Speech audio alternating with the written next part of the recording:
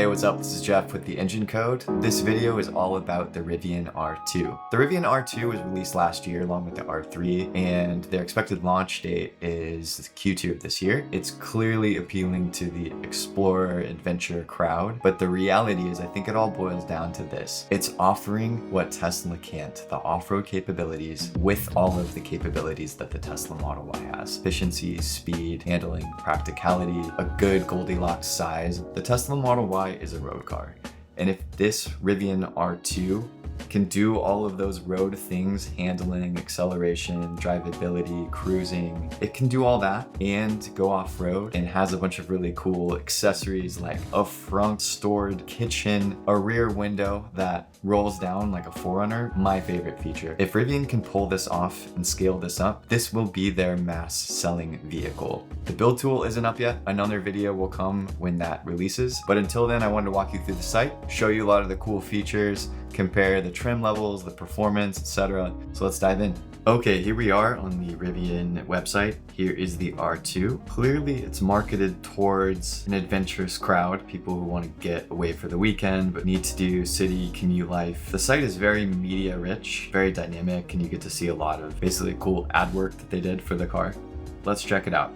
So here's the lineup. The R2 comes in 3 trims: standard, premium, and performance. The performance is coming the soonest this spring. The premium is coming later this year, and then 2027 for the standard rear-wheel drive version. Let's start here. It starts at $48,490. You get 345 miles estimated range, 5.9 seconds to 60, 350 horsepower out of the single motor. So it comes in 5 colors. You can get white, black, half moon gray, half moon bay, Esker silver, and forest green. And you get 2 rim choices, 19 and 20 inch. Then if you move up to the premium, it bumps up in price to $53,990. Has a little bit less range at 330 miles, but you get 4.0 seconds to 60, 450 horsepower out of the dual motor all-wheel drive. You get an extra color here called Catalina Cove, along with the other colors. And then you get 2 wheel choices, 20 and 21 inch. Then moving on to the performance, it bumps up in price by $4,000 to $57,990. You get 330 miles, same range, but you get a second faster to 60, 3.6, due to the 656 horsepower dual motor all-wheel drive. It also comes with some extra colors. You get all the white, black, Catalina Cove, half moon gray. You'll also get this really cool launch green. If I compare it with the forest green, it's a little bit lighter. You also get the silver and this borealis purple. And you get 2 rim choices, 20 and 21 inch.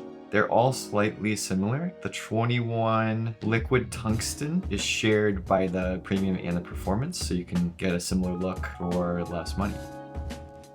It has a ton of really rad features. This being my personal favorite, this rear window that rolls down allows you to fit long things like surfboards. Maybe you're hanging a bike fork out. You have some 2x4s, no problem. You also have a lot of the new features from the latest software release. So you get 9.6 inches of ground clearance. All of the rim options come with 32-inch tires. You presumably get more off-road capability no matter what package you get. You get adaptive suspension. You have multi-link in the rear and McPherson struts in the front. You have all the different drive modes. Due to the boxy shape, and as Matt from CarWow mentioned in his video, when he was sitting in the second row, it doesn't creep in on the shoulders and the headroom like most cars for aerodynamics as much, or at least you don't feel it inside. So you theoretically just get more of an interior box, which fits tons of stuff. As you can see, you get the frunk, which fits carry-on suitcase and handbag, a ton of gear, and you get 79 cubic feet here in the back with all the seats down. Including the frunk and all the cubbies, I think it's 90 square feet of storage, which is huge for a 2-row mid-size SUV. You get 3 interior options: black Crater Signature, which is black with wood tones and black headliner; the Coastal Cloud Signature, which is white and gray heathered trims and carpets, wood grain, and then the light headliner along with the black Crater. Here you get a ton of cool features. A lot of them are standard from Rivian's. You get the cool flashlight built in, no transmission tunnel to block footroom. They say that there's a great sound system. Remains to be seen. You get double glove boxes for plenty of front storage, and it's pretty open in the center for more gear. You have a cool phone charger. You can also place your phone sitting upright. There's also this cool field outlet, which is a dual plug. Just plugs right into your charging port. This little flappy panel at the bottom, which is expandable, so you can fit big water bottles and cups and things in the doors. One of my favorite things is having a 40-20-40 split rear seat. It allows you to have 4 people and then put surfboards or anything up in the middle. You get a lot of rear legroom, headroom, and as I mentioned, 90.1 cubic feet of total storage. And it's very software based. You have the latest Rivian software. You have the Google Maps integration with all of the Rivian branded material on top. You can see the different driving modes. The branding is very Rivian, it's cartoonish with hard lines, and you also get a cool app. Every EV should have one of these.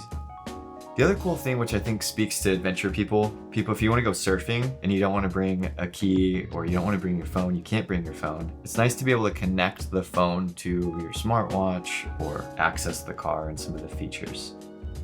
Another cool feature is the security, where you can access all the car's cameras with the Connect Plus subscription. You can check on it if you park somewhere sketchy, maybe. So next up are the haptic Halo wheels. They're tactile, they have haptic feedback, lots and lots of functionality built in. You can scroll them, you can push them left and right from front and back. They control your climate controls, your media, and it also can control drive modes, among other things. One of the things you don't really see here totally is you can see behind the steering wheel, there's a stalk for your turn signals and your wipers, and then on the right, you have your gear selector. You have AI features built in, so you can tell it to do complex things with navigation or calendar or climate control, you name it. Voice your request and it will be done.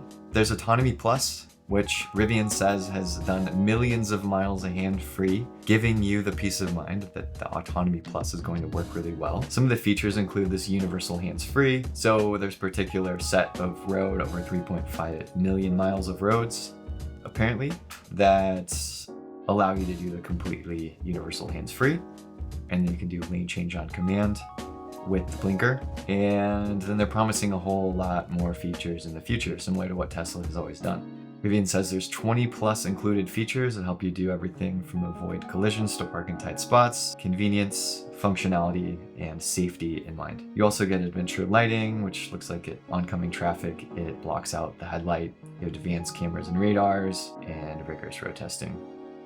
There's fast charging. Rivian claims that there's, I don't know how many, you sort of see a lot of chargers here and a lot of fast chargers. Rivian can access the Tesla chargers. You can see now the charging port is here on the rear left as an NACS charging port. So you can access the Tesla supercharger network.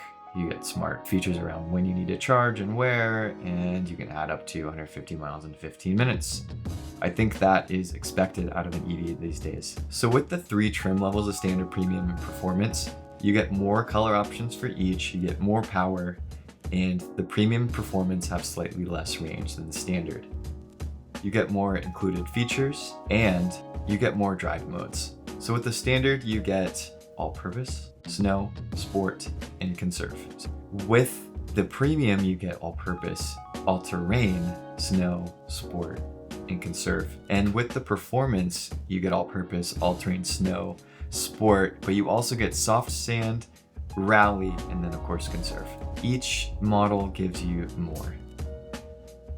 If we look at the size of this car, it's really interesting. And if you toggle in the R1S, you can see that it's like they proportionally shrunk it by 10%. And that's really interesting. It still looks like the R1S, but just in a tidier, more urban friendly or 2-row friendly size. If you look at the length, it's really similar in size to a Tesla Model S, a Q5, a Volvo XC60. However, you're getting a larger interior cargo space volume, and I'm not quite sure how they did it. A lot of it is probably the boxy shape. Here are the approach and departure angles, breakover angles, and then the ground clearance. Ground clearance is pretty good.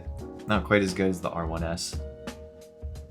And of course you can reserve it. The build tool isn't yet here, but as soon as it is, you know I'm gonna be hitting you up with a video. I'm really impressed with the starting prices. This car has all of the latest Rivian tech and all of the learnings from the R1T and the R1S they've gone through that they're now just giving to you in this new model. Software, battery optimization, suspension tuning, throttle tuning, brake tuning, the cameras and the app. And all the things had been optimized and upgraded for a number of years now from all the experience that Rivian has gone through. So it could be a really, really good car. Let me know in the comments what you think, if you're interested in getting this car and how you would build it. And that's it for me.